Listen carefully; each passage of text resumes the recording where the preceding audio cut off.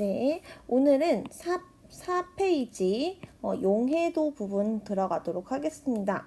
우리가 용으로 시작하는 용해, 용액, 용질, 용매 이 용 시리즈에 대해서 먼저 배울게요. 우리가 먼저 일단 쓰고 시작하겠습니다. 용해라고 하는 단어를 꼭 알아야 되는데, 용해라는 말은 뭐냐면 한 물질이 다른 물질에 녹아서 고르게 이렇게 섞이는 현상, 녹아서 고르게 섞이는 현상을 우리는 용해라고 할 겁니다. 용해. 근데 우리가 이게 좀 헷갈리는 것 중에 하나가 융해라는 게 있어요. 융해. 우리 융해 어디서 배웠죠? 저번 시간에 배웠던 것 같은데, 융해는 우리 상태 변화에 나왔던 거죠. 용해의 뜻은 고체가 액체로 변할 때의 상태 변화에서 나왔던 용어였고, 우리 용해라는 말은 아예 다른 말이에요. 이렇게 물질에 녹아서 고르게 섞이는 현상을 말합니다. 그래서 이 용해 과정을 통해서 등장하는 용질, 용매, 용액에 대해서 한번 차이를 볼게요. 일단 용질부터 볼게요. 용질.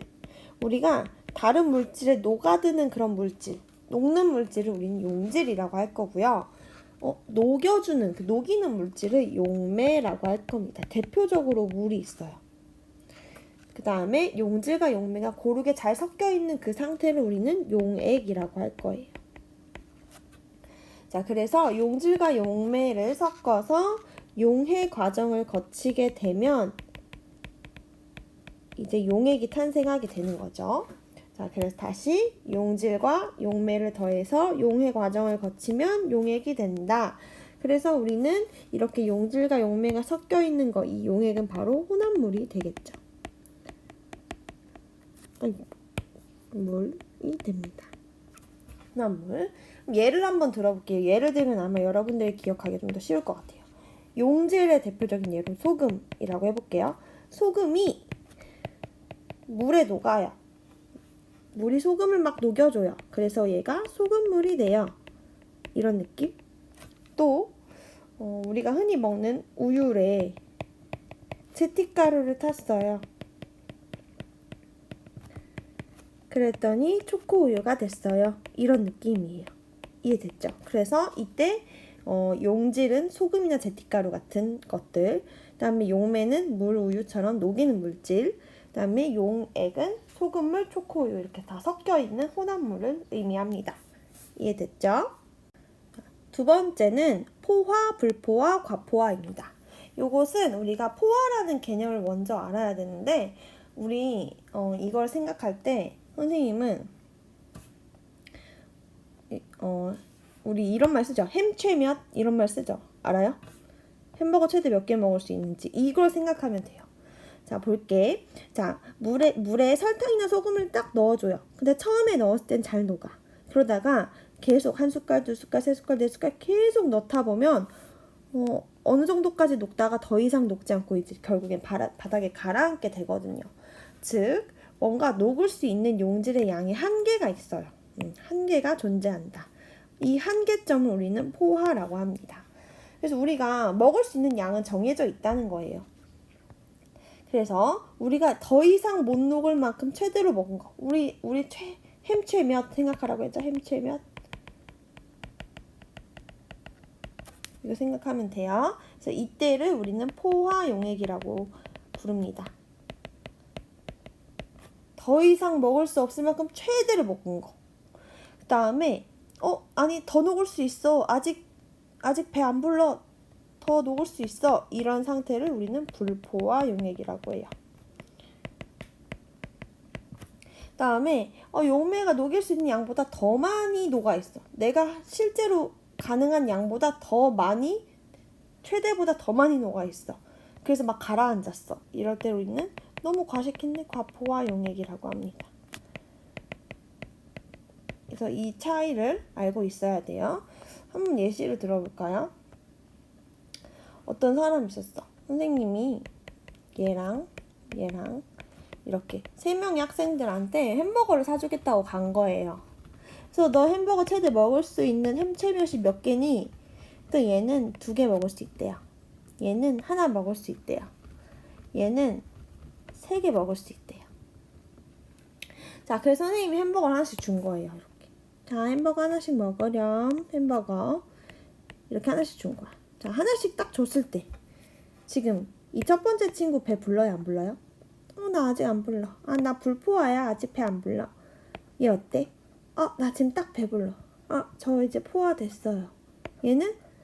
저 아직 멀었는데요. 불포화. 이런 상태. 근데 또 햄버거를 하나씩 더 줬어. 이 햄버거라고 하기 좀 이상하긴 하지만. 그러면 이제 이 친구는 선생님 저 이제 포화예요. 배불러요. 얘는요? 저 하나밖에 못 먹는데 선생님 왜 하나 더 주세요 하고 왜? 하고 토하게. 과식해서 토하는 그런 과포화 상태가 되는 거죠. 이 친구는 아직 멀었어요. 전 더 먹을 수 있어요. 불포화 상태. 이런 식으로 판단하면 돼요. 예시로 든 거예요. 자, 그래서 이제 용해도 개념에 대해서 정리를 해볼게요. 용해도라고 하는 것은 이제 물질의 특성이에요. 얘는 이제 물질의 특성인데 용해도. 이 용해도란 뜻은 뭐냐면 조금 어려워요. 개념이. 어떤 온도, 특정 온도가 있어요. 근데 여기서 우리가 다른 물질을 녹이는 물질을 뭐라고 한다고 했죠? 용매라고 하는데 이 용매의 기준이 있어. 용매도 어느 정도 기준이 있어야 우리가 거기에 숫자가 어떻게 다른지 알 수 있으니까 우리가 100g이라고 기준을 잡게 돼요. 이 기준은 너무 중요해서 제가 이렇게 표시하겠습니다. 이 기준대로 했을 때 최대로 아까 우리 햄최면 나왔었지.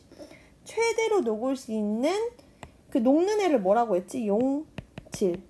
최대로 녹을 수 있는 그냥 녹아 있는 게 아니고 최대로 녹을 수 있는 용질의 양을 몇 g인지 나타낸 거를 의미합니다. 그래서 용매 100g당 몇 g이니라고 우리가 표시를 하게 되어요. 그래서 우리가 단위를 보면 단위가 이렇게 돼요. 보시면 용매가 물인 거네요. 지금 얘가 용매인 거야. 용매 100g당 용해도 g이 어떻게 되는지 나와 있는 거야. 예를 들어 질산 나트륨이 10g per g 물 해볼까요? 10g per 물 100g이다. 이 뜻은 물 100g에 최대 얘가 녹을 수 있는 용질의 양이 10g이다 이런 뜻이에요. 그래서 이걸 가지고 물질마다 다 다르기 때문에 실제로 과학자들이 실험을 막 해서 녹는 양을 다 체크를 해서 이런 식으로 온도 그래프를 나타나게 돼요. 실제로 보니까 온도가 지금 계속 높아지고 있을 때, 이거 보세요. 여기 온도가 높아지고 있을 때 점점 다 그래프들이 다 어떤 식이에요? 이렇게 위로 올라가는 그래프죠. 비례하는 그래프를 나타내고 있어요.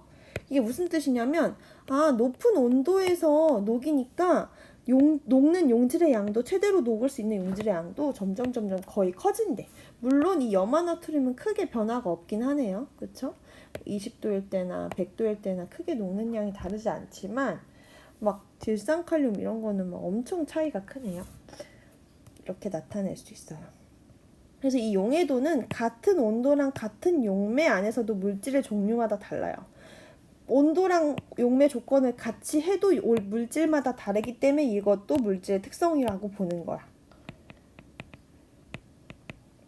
물질의 특성은 우리가 각각 구별 지을 수 있는 것들이라고 했었죠. 근데 우리 옆에 그래프를 보니까 이 고체 물질의 경우, 고체 물질이에요. 우리 기체는 또 뒤에서 나오기 때문에 고체를 먼저 할게요.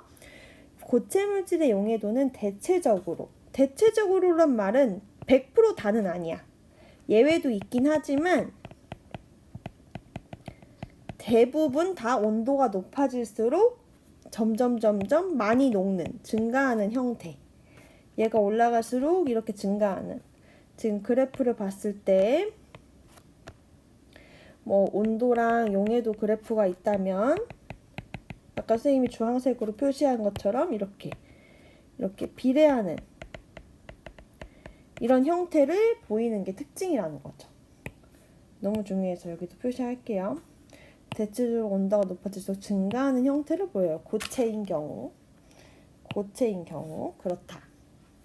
근데 용매 종류에 따라 달라질 수 있다. 이건 무슨 말이냐면 물에다가 녹이냐 아니면 기름에 녹이냐, 그다음에 우유의 녹이냐, 뭐의 녹이냐에 따라 달라질 수는 있는데, 그래서 우리가 표시를 할 때 꼭 요렇게 표시를 하게 돼요. 용매의 그 종류를 꼭 표시하게 됩니다.